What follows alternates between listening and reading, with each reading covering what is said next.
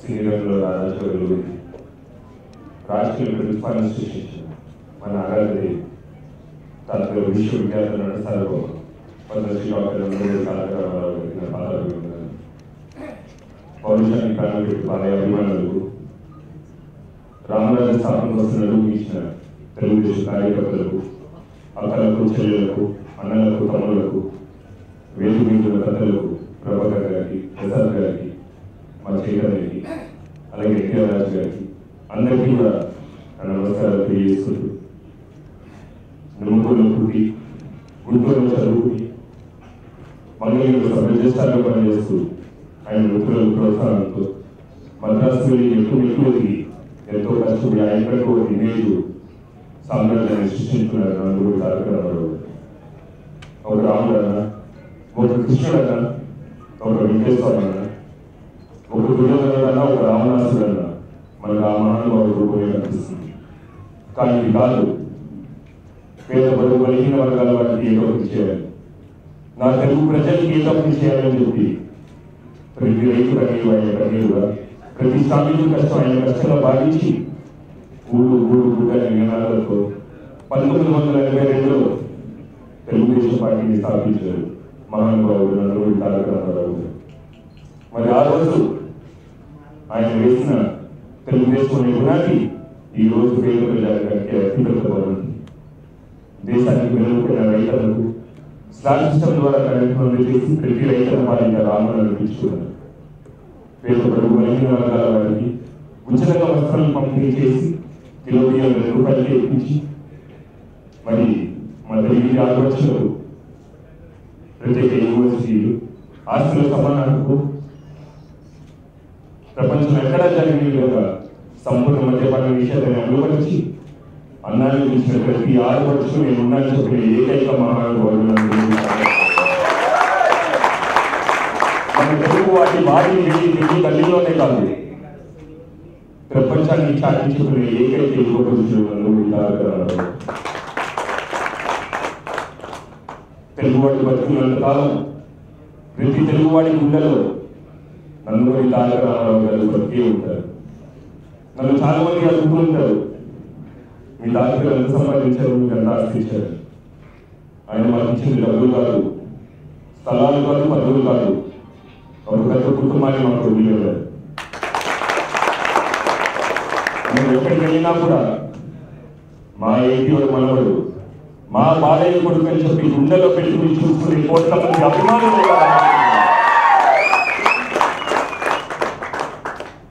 మరి నేను ఏ జన్మలో ఎక్కువ ఏం చేస్తున్నాను నాకైతే తెలియదు, కానీ ఈ జన్మకు ఆయన మనవడిగా పుట్టి అదృష్టాన్ని ఉన్నారని నందమూరి తారక రామారావు గారికి మనవడిగా పుట్టి నేను చేస్తున్న మొదటి అదృష్టం అయితే లెజెండ్ లయన్ నందమూరి బాలయ్య.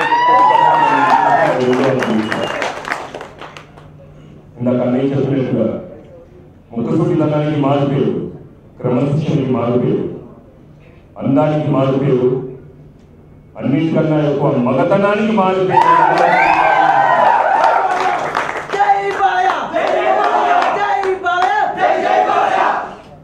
ఆయన అభిమానులు కానీ కార్యకర్తలు కానీ అటు తెలుగు ఇండస్ట్రీ కానీ ఎటువంటి అన్యాయం జరిగినా కూడా రొమ్ము విడిచి ఏం పర్వాలేదు నేనున్నాను చెప్పి ముందుకు వచ్చి నిలబడే మొదటి వ్యక్తి నందమూరి బాలకృష్ణ గారు.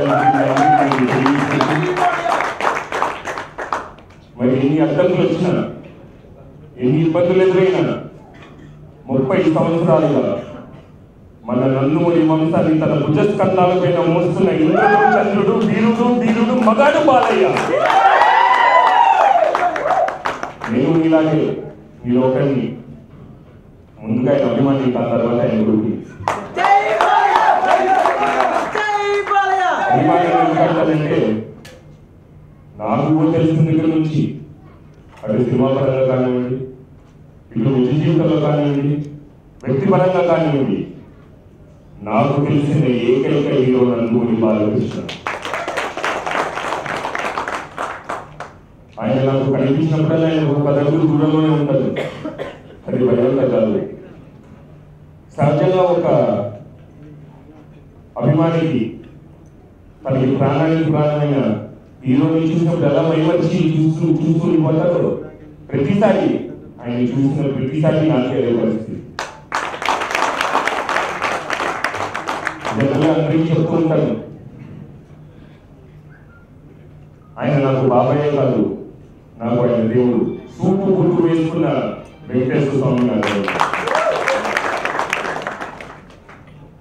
ఏది ఏమైనా ఇవాళ చాలా సంతోషం ఉంది. మనకి 10వ రోజు ఆయన 57వ జన్మదిన వేడుకలు మరి తాతగారు స్థాపించిన క్యాన్సర్ ఇన్స్టిట్యూట్ జరగడం మీ అందరి ఆధ్వర్యంలో, ముఖ్యంగా ఎన్డీకే ఎల్బీఎస్ జగన్ గారి ఆధ్వర్యంలో ఇంత అద్భుతంగా జరగడం చాలా సంతోషంగా ఉంది.